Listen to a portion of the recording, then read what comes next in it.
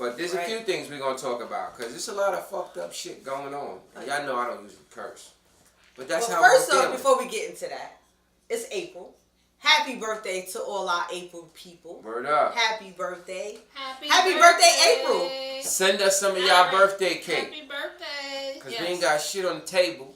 So send us some of y'all birthday cake. Y'all late. Y'all should have had birthday cake sitting here for us. April's birthday was also Jill Scott's birthday. Yeah. Maya Angelou's birthday. Happy birthday to everybody. And J&B's 10-year anniversary. And then also, you know, it's April. April is the month of autism. Yes, autism month. Is it? Yep. Yes. Nice to know. Shout out to all my peoples with autism. Yep. Or people that got kids with autism. Yeah. Shout out to y'all. Love y'all. Oh my God, I got her name on the tip of my tongue. Well, if y'all know Jay, who does hair, his sister, her son is autistic, and she's a great autism activist, and she's going to be doing an autism walk in Rochdale Village. I had everything set up, but you know, I'm black. So. I had the address and everything set. Like, I really want to do it. But I'm definitely going to put it out there. She's doing a walk, an autism walk. She's going to have a lot of activities going on. I promise I'm going to have the whole information before the show ends, I promise. So funny. Yeah, because you know, a lot has been going on. I got my mouth done today. Finally, I got the cap done. I will never eat another peanut M&M in my life. What? And my jaw is so tender right now. They had to shoot me like 9 times because it wouldn't numb up. So, like, I had some turkey wings and stuff that I got from Vibes. Shout out to Vibes. I love their turkey wings. Vibes. What up, Vibes? Yeah, I couldn't even enjoy it because my tooth and my jaw is just on 10,000. So, Vibes. You know what? We need to do a show at Vibes. What time they close? Because I was just at Vibes. Vibes be open for a minute. I might have to go and give me something to eat. Nah, their food is. I was just there from the other night. Yeah, now, did you know Vibes is opening up a second on Merrick? I saw it. On Merrick. Yeah, that's it. That's good. Yes. Right on Merrick. Merrick and Baisley. Yeah. Shout out to Vibes. Shout out to them. Food is always delicious. Yeah. You can hit the bar. And they got a room upstairs in case you ever want to rent it out. But like I said, I'm definitely going to get you that information because I know there's a lot of people who have children who are dealing with autism and that are in a community that might just want to get out there. So I'm definitely going to have that for you so that you can go and support and join her. I wish I could have. If I wasn't working, I definitely would be. But you can go over there and definitely support and, you know, be a part of the movement. Word up. Indeed. So how you been this week? Well, you got that corrected, right? How you doing this week? Good. This is a long week. No, I actually have to go back though. I gotta. You gotta go back? Yeah, I got a tip cap on right now. So I have to go back. Like, this should be a lesson to you guys. Yo, no peanut M&Ms. Put the candy down. No, it's not even candy. Charleston Chews. After you get past 40, no peanut M&Ms. No peanut M&Ms. None. There goes our M&M sponsorship. Yeah, that's over with. I don't even care. Who cares about that? I don't care about that. No, but tonight we're going to be talking about, we made this a special segment tonight because there's so much that's been going on in our community. Especially with now we have the EDP male that was just killed in Brooklyn. And also we have the 3-year-old girl, Bella, who was killed in the hands of her stepfather. We're going to be talking about those topics tonight because we think that those are very serious topics that need to be dealt with. I'm going to have my uncle who is a community activist and also a mentor. Michael Thomas, he's going to call in with us and speak to us and give us some type of... So if you want to have your kids join in, you can because this is something that they can also learn from.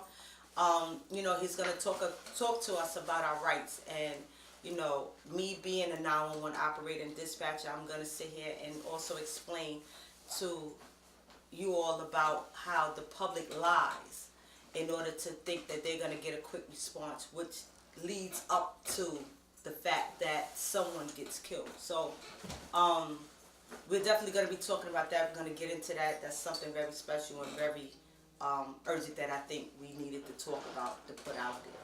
So we're going to refrain from using some foul language, just in case Not too much, son or everybody. daughter The F-bomb. Right. threw me under the bus. It's all right, though. We're going to try to refrain from as much of it as possible, but I will be using a little bit because these are what callers use in order to get the response that they think they should have. So, just bleep, or excuse our language at the point in time, but we just want to get across a point. Right. This is the point of the show tonight. We just want to get some points across. But, being it said, I, right now, your man Ben, will not curse tonight. If I curse, I'm giving you $1. If you catch me cursing, I give you $1. I'm not cursing for the rest of tonight. I'm going to give you my real journalism skills. Okay. We gonna be rich. Tonight. He's on his We journey. about to be rich. Yeah, we about to be rich. The shade is crazy in here. The shade is crazy. But yeah, it's great because I have a lot of my coworkers on, so that's great as well. They'll be able to co-sign a few things or even add into a few things that we'll be able to talk about and touch base on. So This cheap cup just broke. The handle, not the cup. Are we talking about some grown-up stuff tonight? We have to kick the kids off at a certain time? I don't know, but someone actually said to me, they said, yo, y'all getting X-rated tonight? Well, we'll probably kick this the first segment, then the second segment we'll get a little. Inquiring minds wanted to know. When we let y'all know the segment's over, y'all put y'all children to bed. Anybody expecting this summer? This winter? Put your children to Because bed. we gave y'all some hot playlists a couple weeks ago. Oh, yeah. Anybody putting them gosh. playlists to use? Yeah. Our producer behind the mic just was moaning, oh gosh, so it sounds like he did. Like he put that playlist to use. Anyone else? We'd like to know. We definitely would like to know. So, we definitely hope everybody had a great week. Is there any particular place we'd like to start at? Because, I was very livid with the whole Bella situation. And this goes with every situation where it involves a kid being abused and having marks and being beaten. Now, we saw this episode 20 years ago on Good Times with Penny. Yes. And the whole, don't burn me, mama, with the iron. And it was a deep episode. So to know this is still going on, it really bothers me. It disturbs me. I had a coworker, I'm not going to name his name, but I literally was there when, he found out that his daughter was killed. She died because the mother allowed a boyfriend to live with her, or whatever the case may be, and he hit the baby so hard she died. And the sad part about that is that man that fathered that young lady is never going to see his daughter again. Right. And the fact that he would have rather his child be with him, the courts didn't allow it and allowed the mother to have possession of the child. And look what happened. So this whole mothers get the child thing to me because they birthed them, it's a big issue to me. I think the better parent overall should be the one that gets the child. I agree with that. Well, I think it's a little deeper than that, and I would hope that these situations start to kind of uncover and blow the lid off of those situations. So, I don't know, maybe we get shut down. But anyway, the point is with ACS is if they don't have cases, they don't have jobs. So let's just point that out right there, right? So it's not in their best interest to fix relationships. That's not. Well, I think they could monitor way better. To have a case doesn't mean it has to be a problem. I think ACS could better screen people. I think ACS could make sure those payments that a parent is paying for child support is being used properly. I think ACS probably needs a bigger scope of the situation. ACS is really meant for the woman. The benefit, their funding, everything they get is based off the woman. So they're always going to they're always going to be on the side of the woman. It doesn't benefit them if the father is the one. So we don't have a male ACS? That's what you're saying. So you're saying ACS is set up because it's in favor of the mother who has, quote unquote, been done wrong or is in need of assistance, in need of help. Well, that's some BS. I believe that, first of all, it's just like having kids in school. They're taught at home first. So my thing is this. These women need to get their mentals together first. Right. But that's my because point. once their mentals together, there is no ACS cases. Right, but see, that's my point. They're not. They will take the man and put him all through types of tests. They're not doing that to the mother. Right. Right. And so then now because first of all, like I said before, we're having kids who are having kids. So at the end of the day, nobody's being raised correctly to know right from wrong. Anybody who knows who's been raised from my era know you don't bring every Tom, Dick, and Harry around your children. I don't care whether you have, and especially if you have girls, but whether you have girls or boys, anybody that you encounter with are not privy to being around your child. That's right. You understand what I'm saying? And even if you're dealing with a person for a certain amount of time, it doesn't say, oh, well, I've been dealing with for 6 months, I think they're okay enough to be around my kid. No. Or leaving them to babysit. That part I don't get. Right. That part I just don't get. Exactly. Not saying that you can't really trust anyone, because at the end of the day, it could be family that can kill your kids. So you really can't trust anyone with that barrier. You just have to say, okay, I just hope to God that something doesn't happen because I'm going to jail. I'm letting you know right now. You hurt mine, I'm going to jail. Right, exactly. So there's no excuse why in both situations. I also feel like, I know people are getting on a woman, but I also feel like as fathers, the fathers that are not there, you're failing your kids too because you're leaving the door open, you're not protecting them. Right, and you need to be more interactive with the situation. But Mom's got to go somewhere. Oh, give me my child. Go ahead, go ahead. Situation, instead of leaving them with the door open to leave them with any and everybody because you want to be stubborn enough not to say, I'm going to babysit or I'm going to watch the kid for So fathers, pay close attention to this because this is a situation that you can be bringing upon yourself. And I'm tired. One of the things, I'm going to let you get back to your point, but one of the things that I cannot stand is dudes that make excuses. The first thing that come out their mouth is their mother need to do this, their mother need to do that, but you are absentee pops. Right. I don't care if you got money or not. Right. Your child should hear from you every single day. If you live close, be there. Have lunch. Help with homework. Just talk. No gap should be allowed in between your child's life and you. Help with homework. Can you say that again? Help. For real, man. I hate when people feel like the school should raise a kid, teach him everything. No, you got to do that when you get home. You know, and what happens in everyone's communities is dads, they leave it up to mom to raise them. You know what? Dads are usually the one to discipline them. And then what happens is, you know, a dad, if he's out the picture, then it's just like, you know, I'm going to come around when I come around because I'm going to go sling this somewhere else, do my thing. Right. And that's one of the biggest problems that I see, you know. But overall, kids are the future. Like this song go, kids are innocent. It burns me so much to hear when a kid gets hurt. Another thing that needs to change is the laws. Ain't no need for trial. Ain't no need for jail. It's time to just behead these fools. They don't deserve life. They don't deserve breath. And these are my thoughts. These are not the thoughts of everyone around me. Blame me for being so mad and so evil. But that's how I feel. People make a mockery out of the courts. And that's just not for the people that's abusing the kids. That goes for the rapists. That goes for the people mugging people. I'm so with the whole Singapore thing. You lie, chop your tongue off. You steal, chop your hand off. You ran, chop the foot off. And that goes for the cops that's doing wrong. That goes for the people doing wrong. That goes for the corporations doing wrong.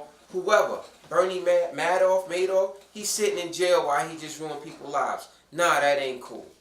Well, Bernie Madoff is dead, isn't he? Didn't he die already? Yeah. My bad, I'm a little late.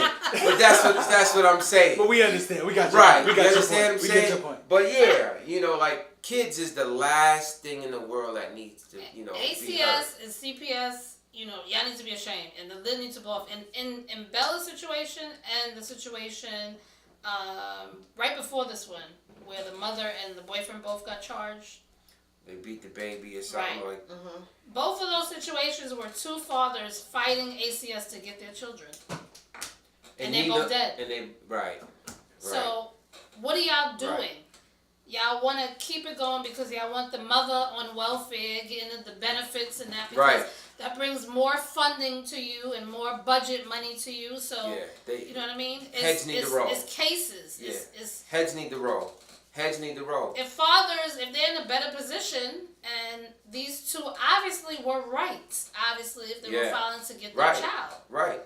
You didn't Exactly. listen to them because y'all don't listen to the fathers. Those at all. caseworkers need to lose their job. Yes. They need to lose their job for real. Absolutely. If their paperwork don't have a trail of fixing what was going on in that home, they need to lose their job. The one before Bella, he filed an emergency order to get her, like, right, you know, like, to please go over there because he had intuition, obviously, that she was being abused, or Right. signs or whatever, and they did nothing. Yo, They straight don't up. move for the myself- father. They This don't is move one. for This the is the father. one of the things I believe for real.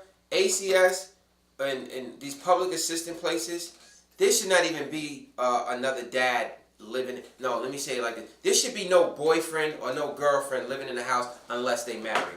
Straight up, that should be a rule.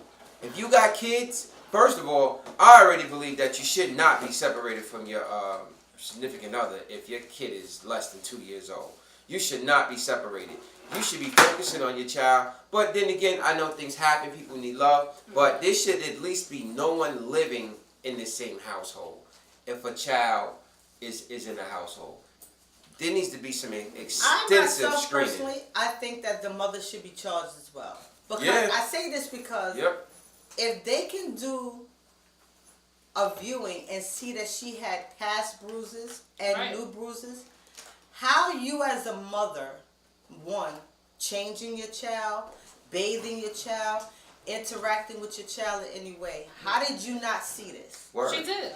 And She how did. did you And that's not why I s- have no sympathy for her. And obviously, her father trying to file to get her saw it too. Exactly. He saw it. So How- she saw right, it. exactly. So how do you still let people be around your kids after you seen that they hurt your kids? Because they psycho. And if you was the sicko that hurt your child too, you definitely need to be charged. Definitely. need to Women, be you in know, jail. y'all give women such a hard time. A female could be educated, got a degree, worth $50 million, whatever, got $100,000 job per year, did everything she needed to do in life. But what y'all say? Where her man at? She ain't got no man, no. Y'all be so bent on wanting a man, you know what I mean, that y'all settle for anything and accept anything in your Word. household. And it Like, ain't cool. it ain't worth it Word. at all. It's not. It's not at all. So, you know, I definitely didn't realize that whole ACS thing. I never put that together. That was a very brilliant way to look at it. You know, if ACS is mainly set up for the woman, no wonder fellas are never winning. Because we don't have anyone that has our back. Nope. If And then every- you go in there, the ACS caseworkers are women. So they automatically side with the women. I mean, there was a guy when the first guy with the mother and the mother and the boyfriend. When that story came out, I remember reading a blog and somebody had wrote in anonymously and said he had twin daughters and he had 8 ACS cases against her. Against Broke their bones on one of their twins. They will not give him the kids. That's crazy. Because their budget and their funding and their money is all wrapped around a woman. I'm That's trying what to they get will you do. in, Uncle That's Michael. huge. Yeah, that's huge that you made that discovery. I never really looked at it like that. 8 That's cases so against crazy. her. She broke bones, and they Right. still will not take 8 them cases. daughters out. And Someone give it to send him. this to the mayor. Somebody send this to the governor. I would say send it to the president. And not to but put that, women down, but when a Just woman, don't know when a what they man, do. Have them that's pull another in. thing. It's funding. When a man takes care of a child, You might have to it's call less the of phone. a chance that he would go for welfare and. we don't want it, and we spoke about that. Let it be me that have a child. You guys I won't don't do care, it. You'll right. bust your ass and We're get gonna- out You there. understand what I'm But saying? women, I already sent they the built the invite, system so- like that to That's go to invite, welfare, that's invite depend to- on us, depend on To the government, watch? give food stamps. So that's the kicker right there. That's the only kicker right there. Right, exactly. We definitely wouldn't go. That's why it, We definitely wouldn't go asking for help. yeah.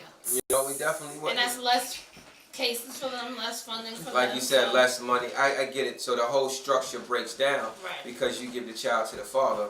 Exactly. It's gonna close down. Either it's gonna close down or they're gonna switch their gears and roll with us. Right. But we don't need them. We don't need you, ACS. But what we do need you to do is stop BSing and get off your hump and call it like you see it and put children with who they need to be with. Yes. And start charging police, whoever it is, start charging these people There you that's go. unfit parents, man. Because it's not All cool, right, I'm man. calling you, Uncle Michael. I don't want to lose nobody else. Straight You up. wanna Because do an introduction for him? these hurt. Yeah. You want to introduce him again? Hopefully Okay. y'all can hear. Is it going to come through the speaker or what? I'm So the, trying to hook that so the right folks now. can hear him? I'm trying to hook that All right. now. I just called my uncle in. My uncle name is Michael Thomas Sr. He's a community activist and mentor. You may have seen him a few times on the news channels 2579, 1211. You know, he goes out to all these types of rallies and things when, you know, if it deals with the police or if it deals with like children being abused and killed and stuff like that. He goes out to speak on behalf of the family and things like that. We're gonna have him come in. He's gonna, you know, give us a little insight on what it is he does, the rights that we have when we're encountering with police. Because now we're gonna get into the topic of the EDP male that was just killed in Brooklyn, where it was stated that he was flashing the gun to find out that it was actually a pipe that he had in his hand. You know, working in the department, there are certain protocols that we have, but at the end of the day, there are pros and cons to this situation, because at the end of the day, my outlook to it is that yes, there are special police that come in and handle this type of situation, but my thing is, if I was an officer, and even for myself, you know, being a 911 operator, when I leave here at night, my thing is, I intend to come home to my children. You understand what I'm saying? So, with them being out there in the street and having children, that's their calling as well. When I leave, I say good night and I love you to my kids, and the last thing I say to them is, I'll see you in the morning when I get off. So that's your intention. Now, I want to get into the fact that being a 911 operator, these are the things that people do, right? First of all, the community has this misunderstanding of how, and I don't know whether it comes from TV or they're just ignorant, but people have this misunderstanding that they think that it's just one cop per family in their community. So they think that any time that they call, that the police should be at their door in 2.5 seconds as needed, and that's not how it goes. Because guess what? Because you're beefing with your boyfriend that you're going to let back in an hour later, that doesn't oversee Miss Mary, who's 90, having a heart attack. I'm sorry. So the things that they do is they lie. And it's not good to lie, because I know that you're lying. In my heart, my gut, when I'm on that phone, my gut tells me you're lying. I already know it's a lie.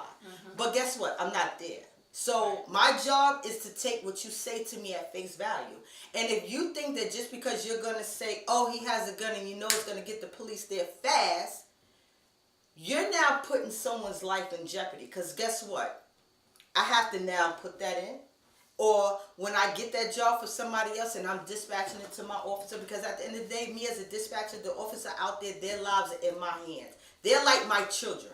You understand what I'm saying? Because I have to tell them what to do and where to go and what's going on. So when you lie, knowing that you didn't see someone with a gun, but you choose to lie because you think that that lie is going to get the police there faster to rectify your situation, their mentality when I go in, and this is common sense for anybody, when I sit there and say, listen, I need you to respond to such and such and such and such. I have a male, black, with a red hat, black hoodie, this and a gun. The person said he has a gun. that's all they're looking for. They're not going to go in there and say, oh, well, and take a chance of not being able to go home with their family because you're lying. They don't know whether or not you have a gun or not. But because you say that, and then they pull up on the scene, and your son is sitting there in a certain position or stance, and they choose to take cover to protect themselves. Now you want this big old situation because you chose to lie and say he had a gun when he didn't. You understand what I'm saying? So people as the public needs to understand that, of course, we have officers out there, they're going to get to you. If the situation is not out of control and is not life-threatening to you, don't lie, because you cause people to have their lives put in jeopardy because of you lying, because you want them to come there when you want them to come there. Right. Well, I think that's the reason. To me, what you said, that you have to take what they say at face value. The whole system is based on that. That's why it fails, because every accusation, every call, is based on somebody saying something. Right, with their but mouth. see, we have to. This is what we That's have not to do. a good system. But because it really is, because now we're depending on you. And I'm not depending on you as a person who's 50 or 60 or even 20, 30, 40 to be lying when you're dialing 911. First of all, 911 is not a game. 911 is not a joking situation. Even with you having your children playing on the phone, that's not a joking or laughing situation, because at the end of the day, guess what? You're either one, blocking people who really have emergencies from getting through, or two, you're going to put somebody in a situation they don't need to be in. But you have people lying, sending people to jail. What makes you think they won't lie over the phone? Like a simple call. Right, but You know see, what I mean? I'm not there. You understand what I'm have to do saying? what they say. You can sit there, you could be in a situation with your friend, with your significant other, whatever. He could be beating you. Who is it for me to say he's not? Right.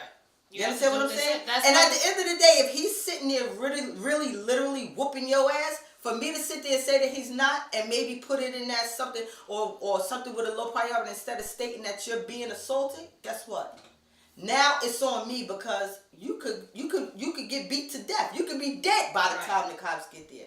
But because I chose to take it upon myself to overthink what you're saying to me, now it delays the response for you to get the help that you need. The system depends too much on words that come out of just regular people's mouth. And they Well- could be evil, they could be regular, they could be not. Now I want to play devil's advocate.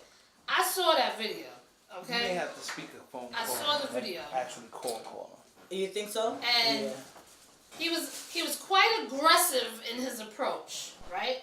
Who are you talking about? I saw those Are videos. we talking about the cop, or we talking about the guy that We was talking holding about the the piece? guy with the pipe. Okay. The way he was rolling up on It people. was wild. Yeah, it was. And the way he was doing it as if it was a gun, like the way he was pulling out on people. It's, You know what I mean? you got It wasn't camera cool. twist No. It wasn't cool. because it's No. So- And then I'm gonna play devil's advocate and say, not everybody is gonna lie, right?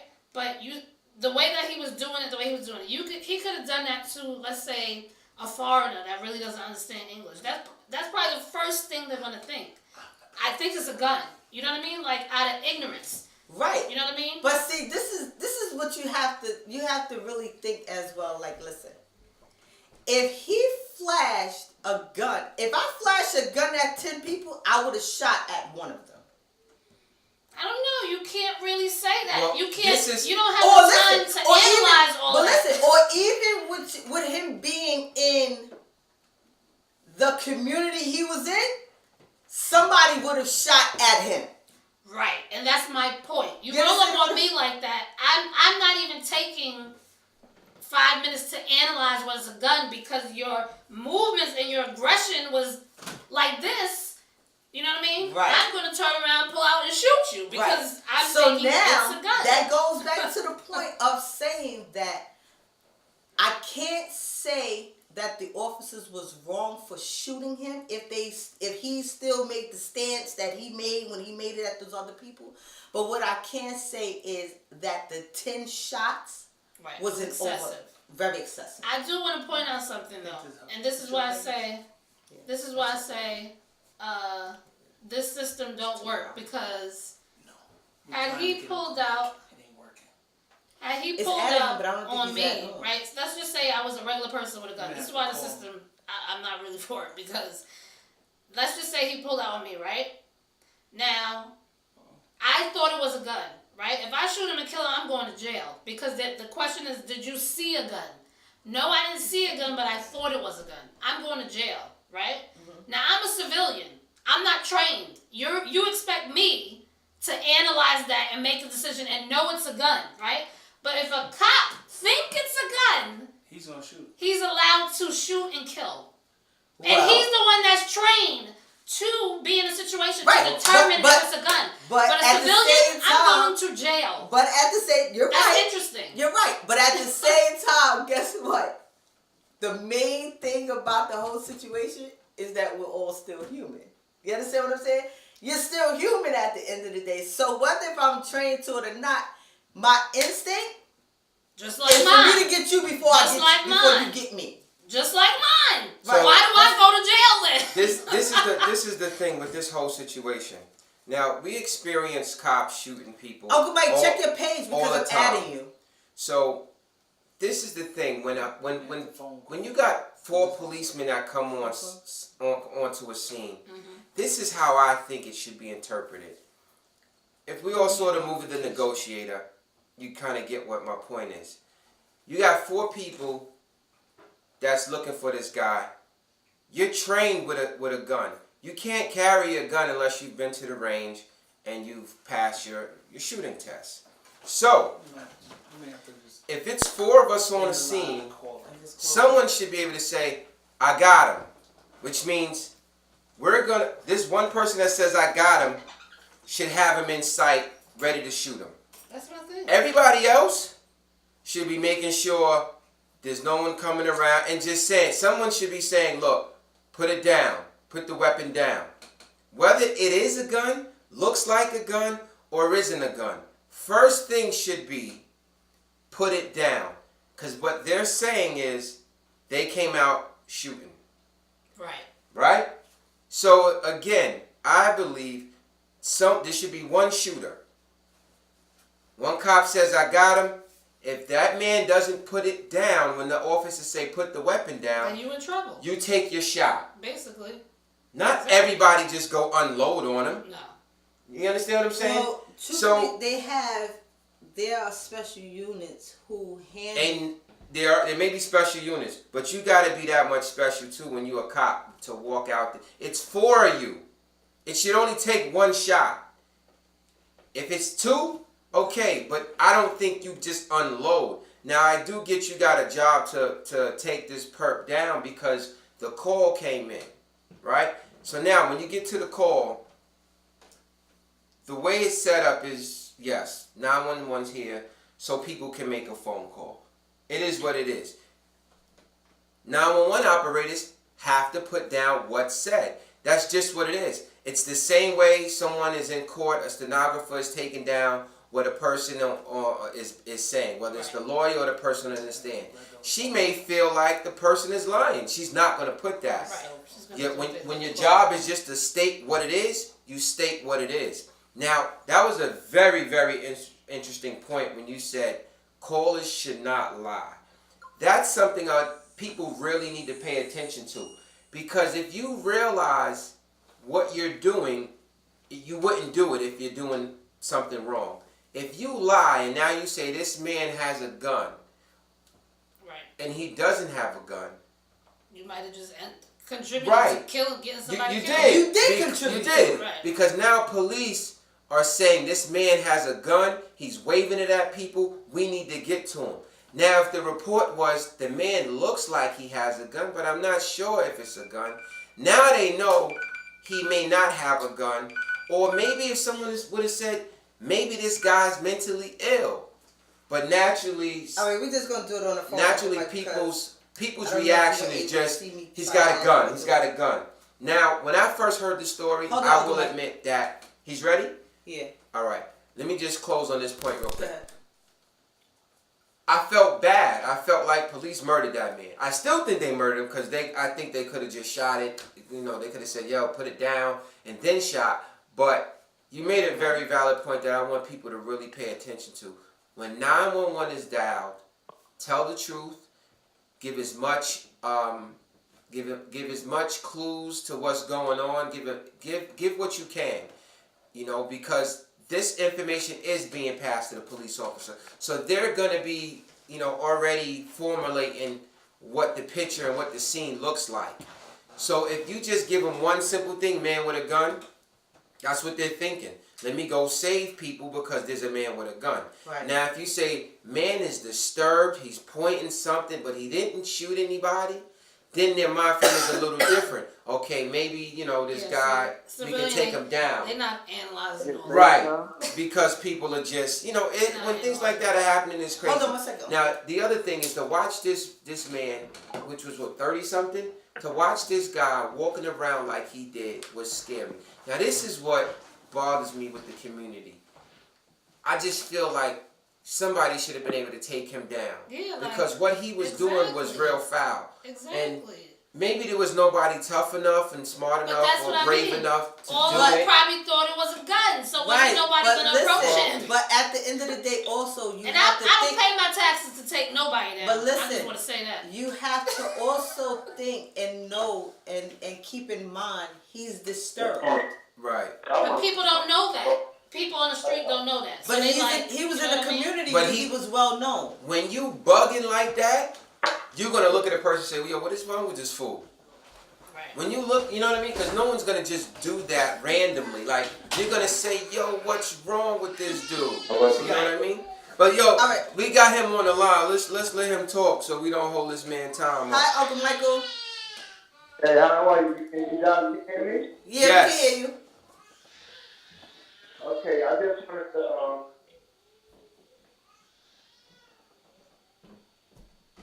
Hello? yeah? Yeah, I'm here.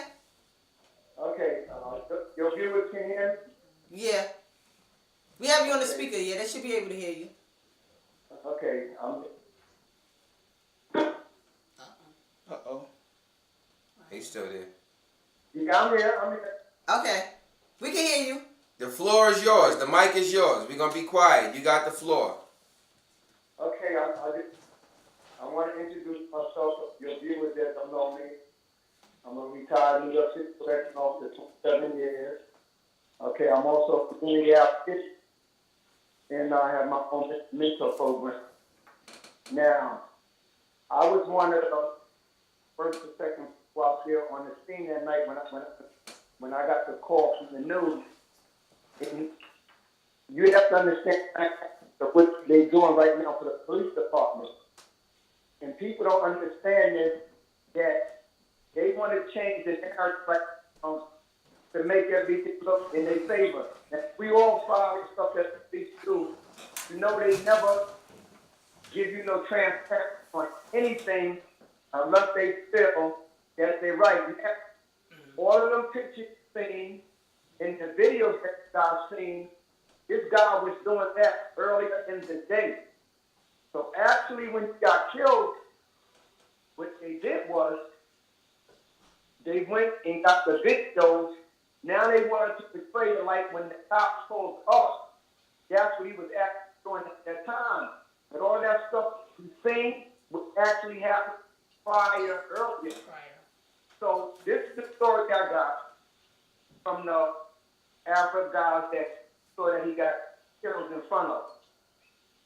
When the call came over, of course, the blue and white, they knew him. The 71st, most of the cops actually knew this young man.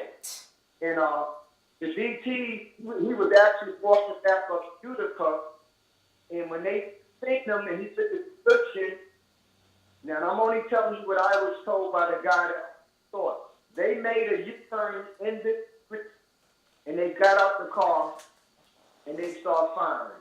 Now, this is what I'm not understanding becomes problematic for me, is that when they pulled up on this man, did they give him any verbal commands to drop what was in his hand?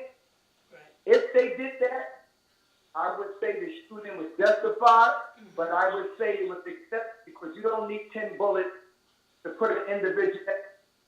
We just got over Stephon Clark in Sacramento getting shot 22 times. Let me explain something to the audience. This is no guess game with the cops. You shot Amadou Diallo 41 times because you thought his wallet was a gun. You shot Stephon Clark 22 times before you thought his cell phone is a gun. Now, what is it? Is it a gun or what? But if you're going to be quick to draw it, and don't get me wrong, at the end of the day, we want our police officers to go home, but we also want our young black men and women to go home to their families too. Exactly. So it's about expectation, it's about respect. It's where policing come in so much because when the officers in the community know the people, then you know who you're dealing with. And this is one thing in all of my meetings with the in the inspection, in the precincts, this is what I tell them. Why do you allow anti-crime and come in your community? And I get this a lot of times, because a lot of my young men get searched and frisked and, violated. When I go to the precinct, they all say, oh, I don't know, they could from this place, they could be from this place, whatever. They come into the community, they're supposed to check in with the local precinct, let that commanding officer know whether they're from Brooklyn South, Manhattan South, Brooklyn North, so you know that these guys actually in your area. So the anti-crime was the ones who killed them. It's got to understand right now why the community is at rage, because every time we turn around, it's like the same old song over and over again. And the African American community is not delusional about it. As long as they can keep the narrative as I feared for my life, or I thought, you don't get to kill nobody because it's fake. You gotta almost make sure, because if nothing is done about this and they not accountable, any one of us could kill you. Could have your damn baby bottle in your hand and to kill you. I thought it was That's right. something. And I tell people this all the time. Run a red light and kill somebody and say, oh, I the stop sign and say you did. So that's just my perspective on it. And I was over there tonight. I don't know if you guys saw my interview with Indian Burkett. And, the people in the community, all they want is transparency. When we can't get transparency, we can't get trust, and they allow the cops to follow the community, there will be no peace in the community. That's right. And that's what it's about right now. That's why the community is angry. This young man had mental problems, but he also was harming the people in the community. I talked to a lot of the community officers. Most of the cops in the 71 actually knew this young man, but it was the anti-crime cops that didn't know, and they were the ones who fired on him. Right. Go back to your point. But see, like I said, going back to my point, like I said If the right prior to report came Uncle in. Michael, if the right protocols were made, we wouldn't be at this point. If the right people, if ESU or somebody was called in regards to this, we probably wouldn't be at this point. If the people called and were correct and not lying about their call, we probably wouldn't be at this point. Okay, but I don't know if you saw the call. It was 4 calls. One said he has a shiny object. Okay, now this is where it becomes problematic. One person said, I think it's done. The other person said he's pointing an object. But my thing is this. You can't reason with nobody with a gun in their hand. But you have to give, if somebody's not firing, you have to at least give somebody commands to drop that weapon, to drop what's in your hand. Because let's just say, if you come into a situation as a person that's licensed or undercover cop, that's how the cop in the Bronx years ago when the guy broke into his car, they just rolled up on him and fired on him. They didn't even give him an opportunity to drop that weapon. Right. So that's when it becomes so crucial. So we have to have a better system, a better format the way these cops police our areas. And I want to say this to the audience, and you have to have this talk to the kids. They have to know what they're doing when they actually go. They got to understand the dynamics of this. When they get that call about a weapon, most of them, it goes to their head that, you know what, no matter how this turns out, this weapon will justify the actions that I take. That's the way most of them. Right. Right. And see, you know, the unfortunate thing you mentioned, like I mentioned it too. When officers roll up to a scene, regardless of what the call is, there should be one officer that's gonna just hold off, and he's gonna be the one that takes the shot. There should be another officer Assessing the situation. assessing the situation that says, look, put it down. And like you said, it shouldn't take them a million times to say put something down. Put it down. If you gotta say it twice, whatever. And then the guy takes the shot. Not unleashing whatever amount of bullets we want to say it is from, you know, whichever case we want to pick.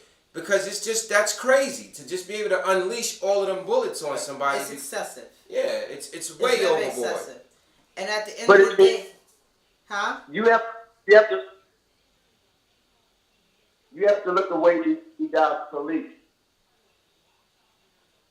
Yeah, it's like they're at the If you shooting look at- range. Right. The thing you also mentioned that I want a lot of you viewers to pay attention to is the footage that they showed us. You just mentioned, sir, was earlier during the day. So the Right. way they manipulate us by using that footage, you look at that and you say this is right before he was shot down. And if that's not the case, then, you know, it paints a whole different picture. And Now, that's what they do. right. They changed the narrative to the way they want it to be now. Correct. If you pay close attention, everything they said he took a shoot thing at the officer. Okay, well we want transparency here. Let us actually see when the cops got out in their car with this individual. Notice they didn't show none of that now. It's not shown when he got shot and all of that. So the community can accept that he got shot with. It's the transparency on the way them cops acted when they got out their car. And that will clarify everything right there. So it's going to take a while. We're going to have to wait because following the Austin Sterling case, they did the same thing. All they did was show when he was on the ground when the cops was tussling with him with the gun. Now, 2 years later, they actually put out the whole video when he was in front of the store selling CDs, and they rolled up on him, and the cops put the gun to his head and said, "Move out, blow your effing brains out," and all of that. They didn't show that part. They waited 2 years later to show the whole footage. 2 years later, nobody cares. That's it becomes problematic. Yeah, it's So- definitely sad. And let me just urge everybody out there, one of the things that our people don't do in our community, you don't familiarize yourself who's your commanding officer in your precinct. You got to know who your community fair officer is. You got to go in there and let them know who you are. So this way, when you have a problem, you have a right to know who to contact. And once you do that, you get to know the officer, and then you can start holding some accountability towards them. But when something happens, we don't know anything. When we marched on that 71st, from that scene, there was over 1,000 people out there. But my thing to them is, we can't only be upset and march when a cop kill one of us. We should have that same aggressive attitude when one of us kill each other. Because Indeed. if That's that young right. man would have got gunned down by a regular person in the community, it would have just been, okay, another young man dead. Nobody would have actually been protesting, doing what they do Because for the him. person would have went to jail. Right. Because the And- person would have went to jail. I think that's the difference. And you made a good point, that it's what I always say too. They talk about us killing each other, but when Pookie killed Ray Ray, we go to jail. When the cops kill us, they get to walk free. So just because we killing each other in our community, that don't give them the right to come in our community and kill us too. Correct. Right. They should face charges. I always believe that. Whether you got a badge or not, you need to face charges. And let me say this. I get people say we should be just as enraged, right? When a black person kills a black... First of all, I just want to say, let me point this out there, because this is another thing that they try to push through the media, that blacks killing blacks is a crisis. It ain't, okay? 86% of murder is white. 86% white on white crime. Black people are at 91. The percentages ain't that far away. And let's be honest, the only reason why it's higher on the black side, because a lot of people that are mixed consider themselves black. So the numbers are screwed anyway.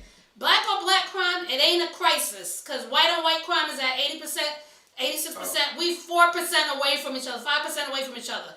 If you want to call it a crisis, it's a crisis for everybody. Wow. But let me say this: Go ahead. when a black person kills a black person, there's some history there. They had a fight. They're angry. They whatever, robbery, whatever. You know what I mean?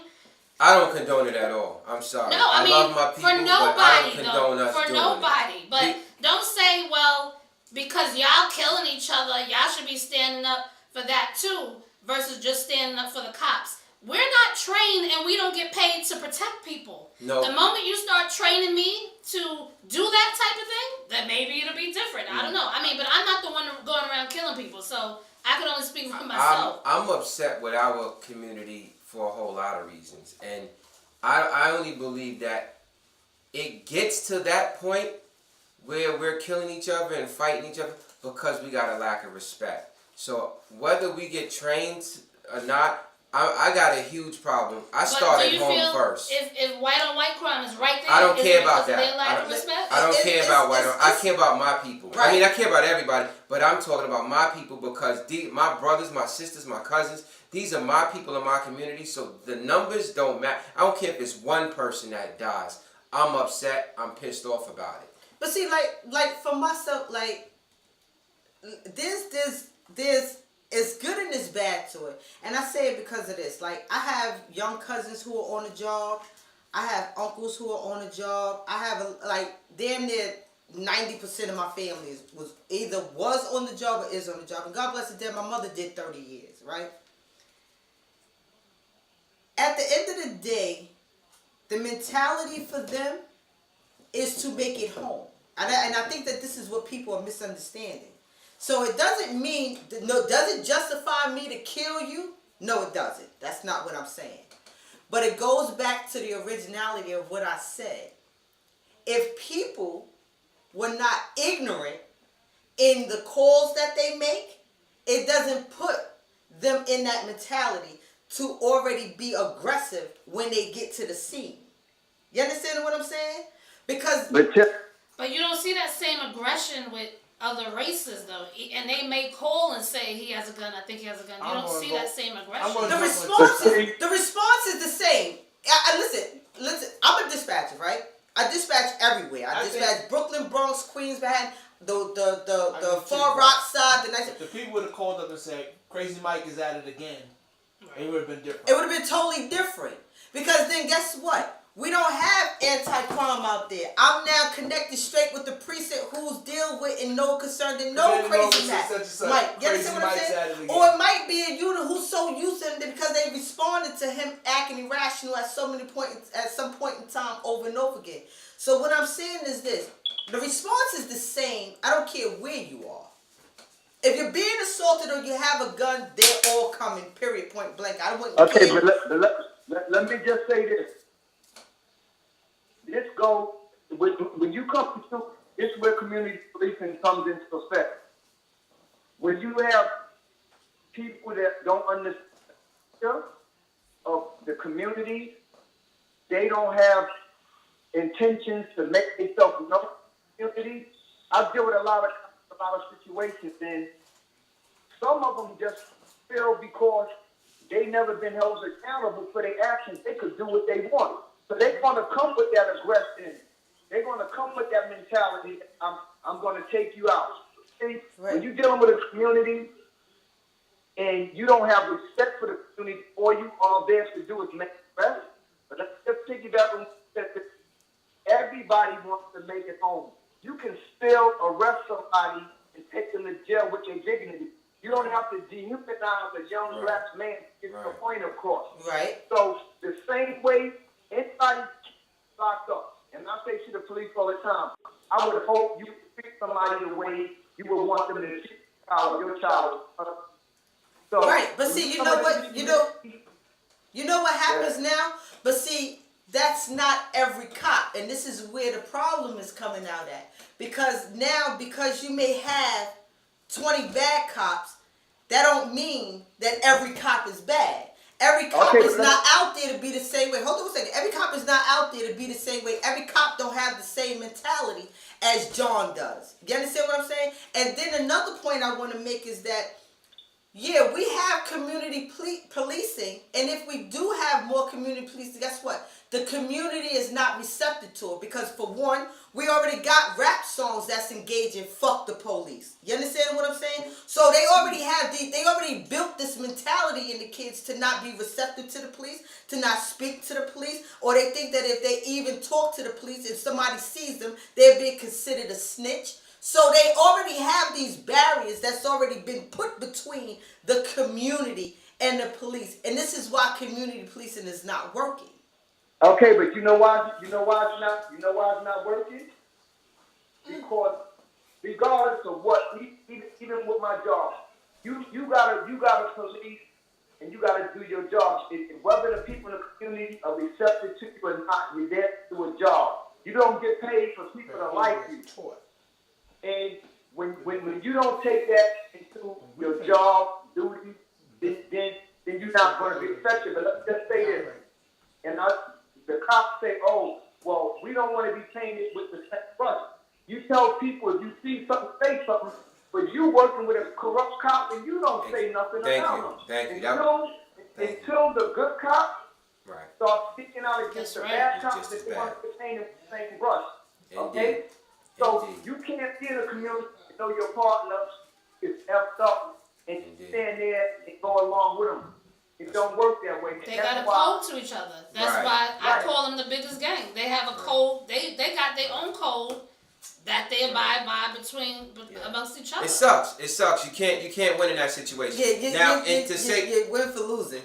Yeah, and what you just said about, the community not being receptive, now that goes back to home training, all right? Because I've never been a follower. So, again, like you said, I have a ton of people on the force too. People won't know it, but I understand both sides. Right. But the bottom line is, if you wrong, you wrong. I'm not going to disrespect a police officer because, some people think it's cool. That's whack. Police officer pulls me over, I'm going to do what I'm supposed to do. Whether I'm going to show them, my card, my get out of jail free card or whatever it is, I'm going to be respectful from beginning to end. And I'm hoping he will be. If he's not, I know to make a phone call. But now, what you just said is the key point. And I tell all of my young men and females that I mentor that you have to comply when we complain later, because any stop of a young African male or female with a cop is called survival. Because Right. nobody can advocate for you better than you can advocate for yourself. Right. See, back in the days when Tiffany mother used to work, God rest her soul, their job was to de-escalate the situation. Now these cops escalated, but as that person stopped, and I want all of your audience to understand this, you have to control that situation. Right. No matter how bad it The is. you civilian, can't let that officer with take no that. training. A lot of them do. Interesting. The first thing a lot of my young men go, don't fucking touch me, get your hands off me. Once they get you worked up, you can't do that. Right. You can't do now, that. now they're going to get you. But And like their I said- favorite charges is going to be resisting arrest, disorderly conduct, and obstruction of government administration. That's their favorite three charges they're going to put on you when they don't have nothing else. Right. So you have to remain calm and respectful. Exactly. I tell But see, people this all the time. You know what the Give them training your was? ID. The training was totally different back then because, like, when my mother was on the job, my mother been on the job for 30 years working out in the 7-3 precinct in Brownsville, Brooklyn. My mother never bust her gun one time on duty. But that's her. Never. And then- Everybody's different. Right, but then, and not even that, and you talking about to have the highest respect on Picking, Amboy, or, the whole Brownsville. My mother would come through Brown. I was scared to death when I used to be up there. What? I'm not coming up there. Come up there and you would see, like, the people, they would be out there selling things. They saw my mother come through on the scooter, they would put it away, just out of respect. Right. You understand And what I'm that's saying? that's how some people You are. had the which is drug dealers. cool. The drug dealers was But there. let- She let- knew let they me were say there. this. But out of respect, hey, Officer Cox, how you doing? And they would go about their Right. business. And that's You beautiful. know why? You know But why they things- had that type of respect for your mother? because I tell cops all the time, you got to get off that wall and you got to walk through these blocks. You got to Right. This is Miss Williams' daughter. This is Mr. Thomas' son. Right. This is Miss Baptiste's son. If you're going to stand there all day and hold up the wall, it's not going to work. Right. You- why Your when mother you walked do up and down the push street everybody before out she of got the on a motorized unit, and every day she would go, this is Laverne. She went into the store like y'all doing. That makes a big difference. Right. So people are going to respect you, but you stand up there and you think you holding it down and you let your ego supersede your job duty. This is when things happen to you because everybody can't police. Law enforcement is not for everybody. Indeed. And Indeed. people have to remember that. Most of these white cops come into our cities. They live in Salford County, Putnam County, Basin, Staten Island, and they don't interact with blacks that much. So when they get into a situation, the first thing they think, I'm gonna shoot because they scared. Right. They have the mentality of like a soldier going to war. This is not your country, basically. This is not your neighborhood. So everybody's the opposition. Everybody's the enemy. Now, I want to just bring up something. When you just said that, Nikki, when you just said that... we're supposed to be the one to de-escalate the situation. And- they're trained to de-escalate the situation. Right, and we have good ones, we have bad ones, and that's the thing. Like we were just saying, there are good cops, there are bad cops. Unfortunately, a lot of them catch the bad rep because of the bad ones. But that should not allow individuals or civilians to treat every one of them without respect. We Right. can't do that. Right. We gotta pick it. We gotta Know how give to each choose one battle. general respect. Right. If we receive it back, beautiful, grateful, thank God. If not, then we have to decide what we're gonna do from Now, there. one thing he said was disturbing, and this is why I say that's unacceptable. He just said when a cop pull you over, it's about survival. It's survival because we know where it can go. We're talking about from They are there What's- to what's- protect you. They- That's All right, unacceptable. Okay. listen, at the end of the And my taxes pay their salary. No, That's but listen, unacceptable. But listen, That's at the unacceptable. end of the day, this is how it starts though. Because boom, the cops put their lights on. Because I've been in the car with people who've done this, and I had to tell them like, yo, chill. right. You understand what I'm saying? The cops put their lights on. They pull you over. They ask you to roll the window down. The first he said, "What the fuck you pulled me over for?" No good. Chill Right. out, bitch. Exactly. You know, like Exactly. yo, chill. Like, Exactly. excuse me, officer. Okay, license registration. Okay, officer, can you tell me why you pulled me over? It doesn't take you to sit there and we could be Just comply. Right. Just comply. It's be simple. ignorant or be belligerent because you feel that you can, or because something happened in the situation. Now what the fuck you pulled me over for? Or yo, I ain't gotta do nothing. Now you're making him agitated, and this is where the Right. But confrontation he's starts. paid to deal with people like Nah, that. Nah. No, Okay, he's so- not. wait, He's wait, not wait. paid No. to deal with people You're like that. paid to deal with people like Okay. that, but it doesn't constitute you Right. to be able to approach him like that. Right. Why? You're not Because raised If I that. was in a store and a clerk and I wanted to act an asshole to a clerk, it gives them the right to get aggressive and then kill me? I No, don't get but that. we're not But saying there's no kill. need for you to The be an bottom line asshole. is, if did your parents raise you to be disrespectful? I'm Did not your talking parents about, raise you to be I'm disrespectful? not talking about me. Not you. I'm just saying Does that- a parent raise any child to be disrespectful? Right, you shouldn't. When you're an adult, you make your own choices, Then if right? okay, so if you're being an ass, then that's why they're gonna act like Like that. an ass, You can't play exactly. devil's advocate for Exactly. people that's being an asshole. Exactly. That's the damn. I done cursed. I owe some of y'all money, but that's what I'm saying. But Like, you do we're- agree that they get paid to deal with people No, like that. they got a whether job. you're respectful, They got a whether you're job. irate, whether you're not. I Listen, mean, no, I've no, seen no, them no, deal no, no, with no, no, no, white no, no, people. no. I've seen a white What? dude No, no, no, get no, out no. his car I beg in to front differ. of the cops, right? I'm not letting you give me a ticket. Rip the ticket up in pieces. If that was Right. a black dude, he'd be on the floor dead. But the bottom line, you trying to play a numbers game. You can't play a numbers game Right. because all situations are different. Right. The bottom line is, if they look at us a certain way because of a past experience, it's not right. That's the same way a lot of us look at police from a bad situation and we judge them all. Right. That's what's wrong. So when it's said that when a police officer pulls a person over, it becomes survival. That's for both parties. Fact. Yes, because Fact. we just want to make sure that Yes. we're both gonna give each other the respect that we're supposed to get because we both have bad past. We both Right. have stories that we know that did not turn Listen, out at the right. end of the day, this is what you do. If you're being pulled over, put your hands on your steering wheel so that they're clear. Roll your And when windows they down. ask you for your license and registration, sir, can you tell me what I'm being pulled over for? It doesn't take anything for you to act like that. It doesn't take. Let me- Because let me- guess let me what? just- Before let me I just- identify myself as being on the job, guess what? It's already compliance. They don't know who the fuck I am. They don't know who I Just am. comply and then Just comply. and then go into some conversation. Exactly. I just want to point out that people also have been killed complying. We know Correct. that. Okay, But we know that. but- That doesn't but where do we are we gonna say are we gonna fight back every time? That's the thing. We know that. It's where do we make a difference? That's That's like the arguing whole with thing. a fool. If you don't argue, guess what? That fool gonna argue by themselves. Let me mad just, too, let me but just I say know this, when- y'all. Go ahead, we're The way listening. the way you deal with police is this. You have to comply, and we're going to complain later. Okay? Right. A police officer, and I want you already to understand this. A police officer is the most powerful person in the criminal justice system. And you know why I say that? They can take your life right there on the spot Right. and justify it. So you have to control that situation. Indeed. A teacher taught me this in high school. A teacher told me something that I never understood. The teacher told me you gotta learn to play the game. And I never understood that.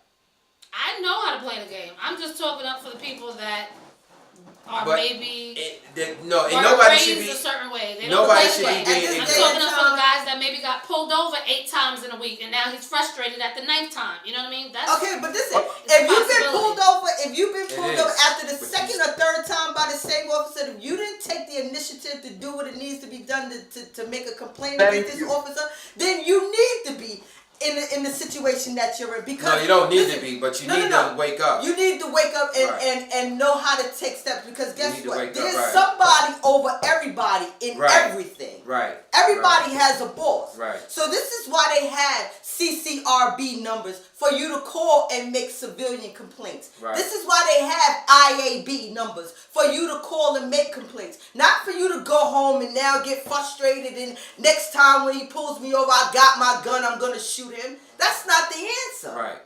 Right. And I know people don't take action to do nothing about it when cops do, because you have to start that paper trail with them. You have to. And let them know, you like Tiffany said, you call CCRB, you call IAB, but now go back to what I was saying. If you was familiar with that CEO of that precinct that a report, you can go there and say, I need to speak to Inspector Glacier. They know you. What's the problem? I've done it many a time. With my son, I said, your officers are out here harassing them. I'm going to give you an opportunity to take care of it. Now, then he's going to call that officer into his office, and we're going to discuss what's going on.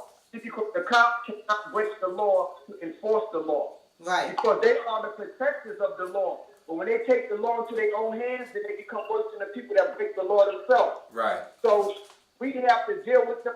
It's all about knowing each one, reach one. If you're going to sit back and be apathetic about stuff, things are going to continue to happen. You have to make that complaint. Right. Yeah, indeed. And we have to, we gotta learn to be respectful. And this is one of the things that's so huge to me that I can't stand. Just in our community, people not respecting one another. And just the fact that when I see brothers not respecting each other, respecting sisters, sisters not respecting sisters, it kills me. You know, it really bothers me, because this whole I don't give a F attitude is not getting people nowhere. It's not at all. And then the fact that, yes, the police are supposed to, make us safe. How can they if they got to waste their time with nonsense? Or how can they if this person over here is being disrespectful? It's a simple stop. You don't know what I'm stopping you for. It may be completely legitimate. It may not be. But you know what? The times that they do catch some of the bad guys, you never realize how safer they made it. Because they actually caught somebody that shouldn't be out here, that stopped something that was going to happen. Right. Okay, but let me just piggyback on what you said. You were talking about sometimes they stop you and stop for nothing. Hey, you did say that, right? Yes, sir. Okay, now when you drive in your car or you walking, you're governed by your right to protect from illegal search and unconstitutional stop.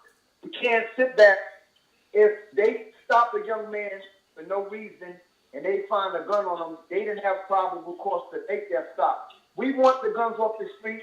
We want the bad people off the street, but we're not going to allow the cops community and do that by violating the Fourth Amendment right.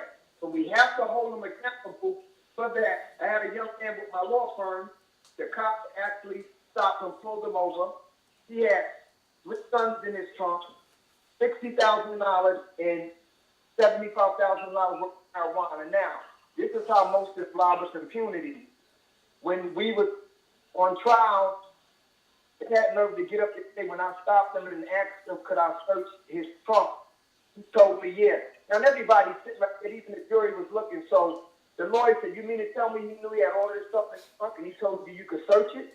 They knew he was lying. They found out they violated his Fourth Amendment right. Everything that they found was impermissible in the court of law, and they threw it out. So we have to know our rights. Your Fourth Amendment right governs you from all of that the cops do. So we have people in the community who, I always say, who's policing the police? We police the police by knowing our rights because we are empowered to make a difference. You got to know your rights. You got to know people. You got to educate your family. It's hard to say. You got to stop watching, Married to Medicine and The Shy and all that stuff. You got to get educated on your rights so when you get violated, you can vindicate it. Right. Indeed. And one of the other things that I've been learning and getting into is us going to community board meetings so we can have say of what's going on in the community, so we can be aware of what's going on in our community.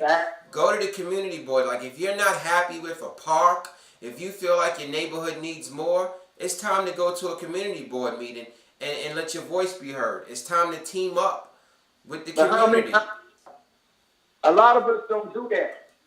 I started off, I'll make sure I make every community meeting, the 6-9, everyone. You know how I got known? I got every CO and commanding officer card in my wallet because they know what I do. That's the key thing. People sit back. You don't know, some people don't even know who the district attorney is. Okay? People don't even understand that how the system works, that you put people in the office that ain't gonna do nothing for you. Mm-hmm. I could tell you right now, most of your viewers that are listening right now, they couldn't even tell you when the monthly meeting in their area for the cops to sit down with the field, because we don't engage in that stuff. Something happens, it's gonna fall out and go crazy. No, know that, like you said, go to these meetings. Tell us what's going on in your community, and that's how you make it good. Right. It's just like voting. You can't complain about Trump if you ain't take your ass out there and vote. Right, yeah, true indeed. Whether you believe in it or not. Right, whether you believe it or not. You can't complain about nothing he's doing if you didn't take 5 minutes out your day and take your ass to vote. And that's why I also encourage a lot of people, man, go be a cop. Go, whatever it is, get a position somewhere. Go be a cop. If you want to get into politics, do it. Like I applaud a lot of the people that keep kids off the street. Like Samonye, they got a dance center. A lot of kids are there dancing. The guys that got the martial arts. I love it.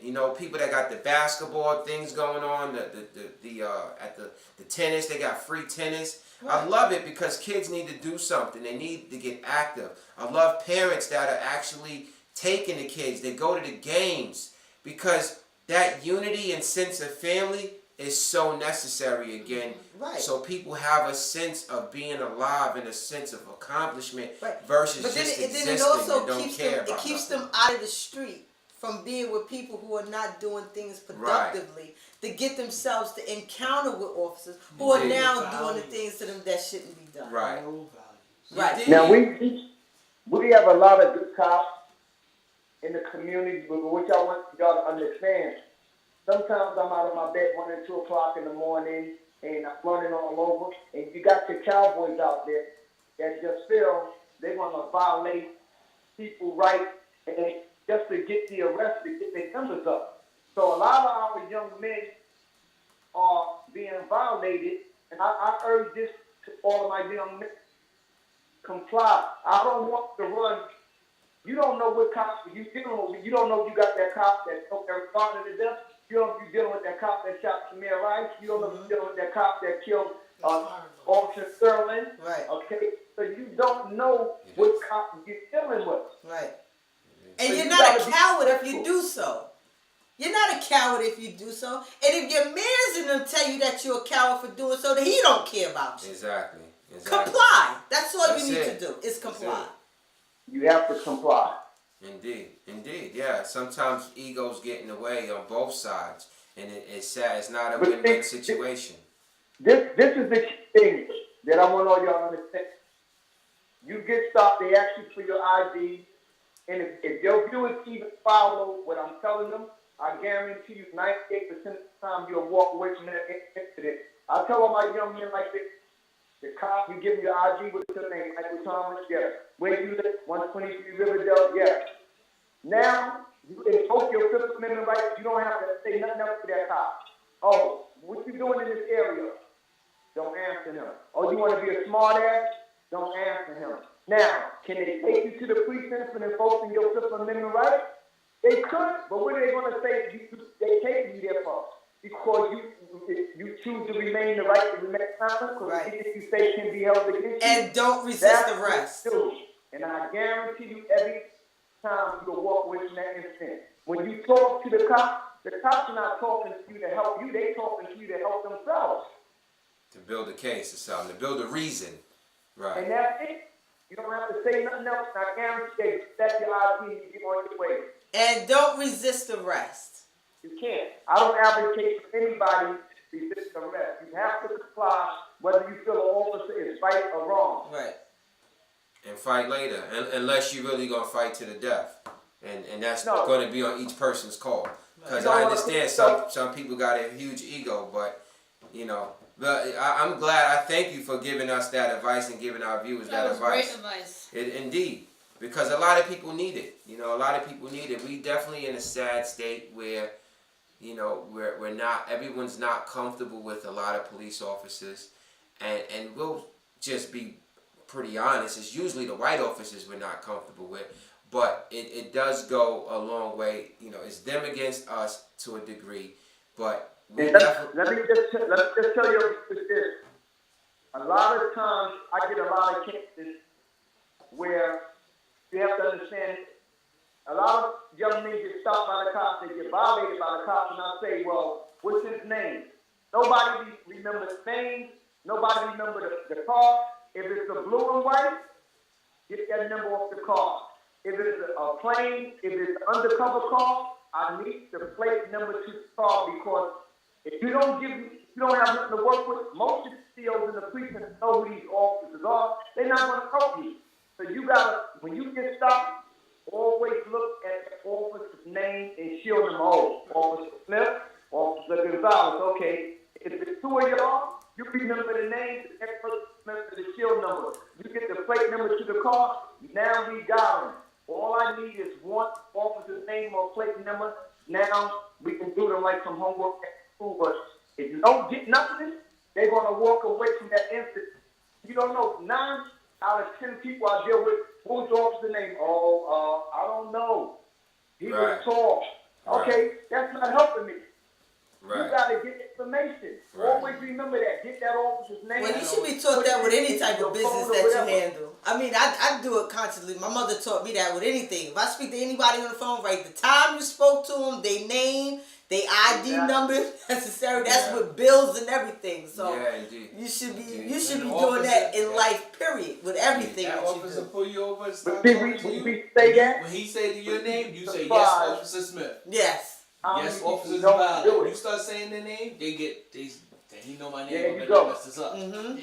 The There most you go. important Call that piece name is out. definitely knowing the law, because I tell, friends of mine all the time that the cops are gonna go as far as you go. So if you say yes, you can do this, yes, you can search me, they're not gonna tell you, well, you have a law that protects you that says I don't. They're gonna go as far as you allow them to go. So if you know the law, you're gonna keep yourself from a lot, basically. No one. You're basically being violated. Yep. That's what our people don't know. Let me just tell the audience this too. When you drive in your car and them dome lights going behind you, we have a tendency right away, if your registration or your insurance card's in the glove compartment, now you want to know what that cop is thinking behind you. Oh, they reach for some shit. Do not reach in that glove compartment when that cop comes. Roll your windows down, put the car, put your hands on the steering wheel.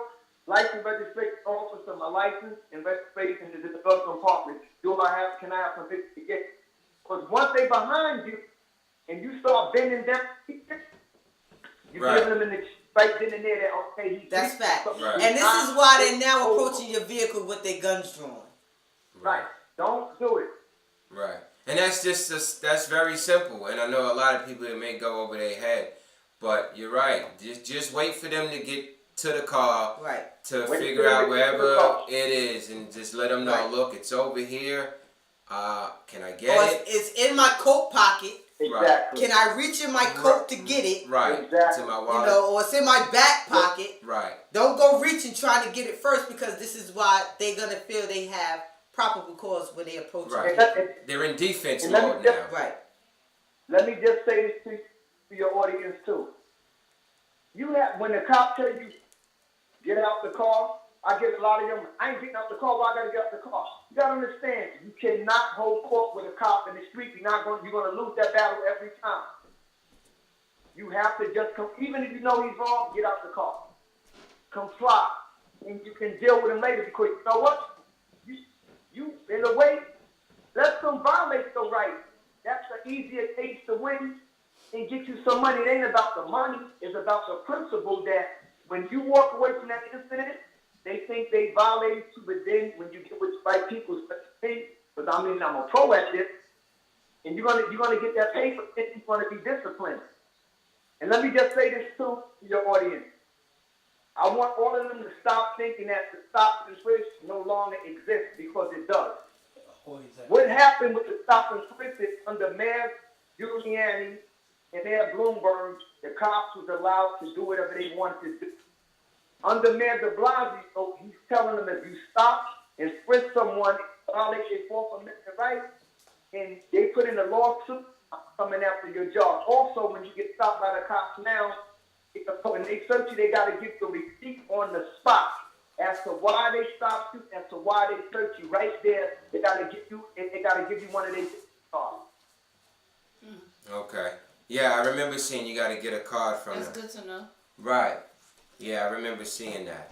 And that's why a lot of them stop doing it, because they don't want to fill out all that paper. They don't want to fill out. Right. More paperwork? Oh, no, we're not doing it.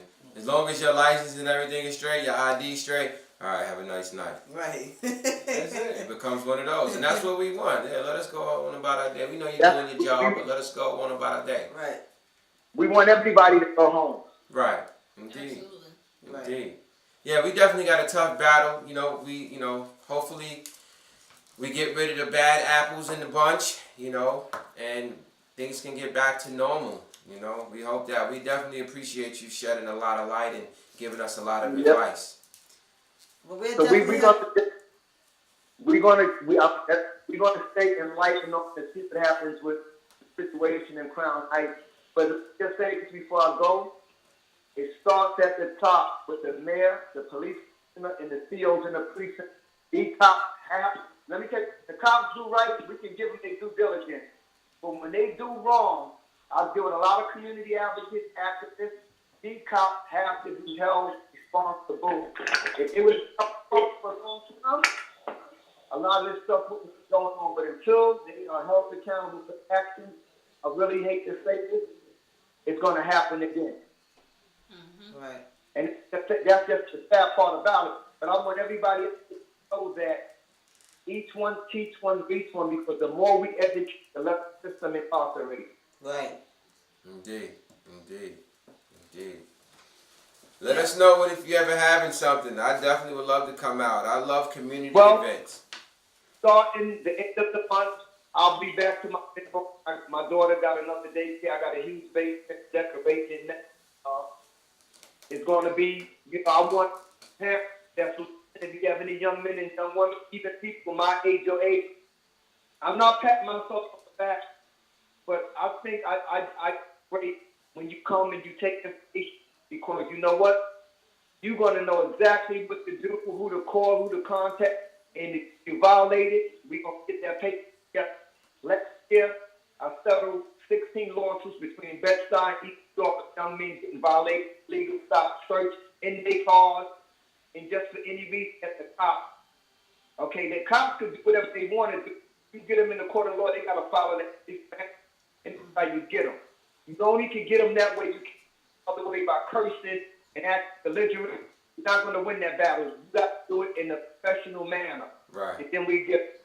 All right. I gotta go. Well, thank you, Uncle Michael. I thank you not only because you're my uncle, but you're the best bunny that I know.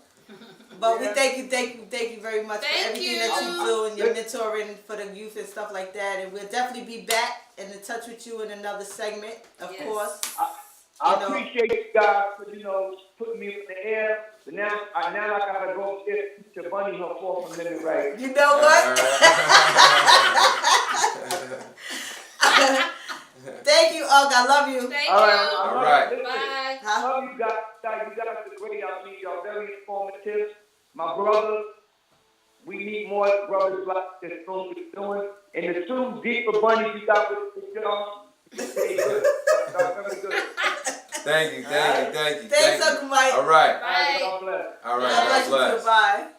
I saw a lot of comments coming in. Indeed, yeah, a lot of comments is there. And at the end of the day, this is it's such a deep thing, and I know that everybody has like a difference of opinions. We're angry at the police, and I get why brothers be mad and it's the police. I get it, but the one thing that we definitely got to get from this is if we gonna be so mad at them and want to go to war with them, then we really gotta go to war.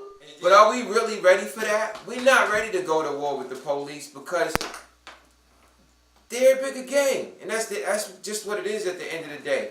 I've had my different run-ins. I've had police lie on me.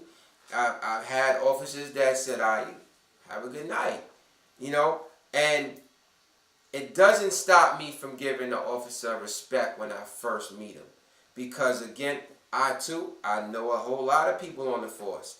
I know them out here arresting people. I know them in the jail. But respect is respect. And that's what I give anybody I meet.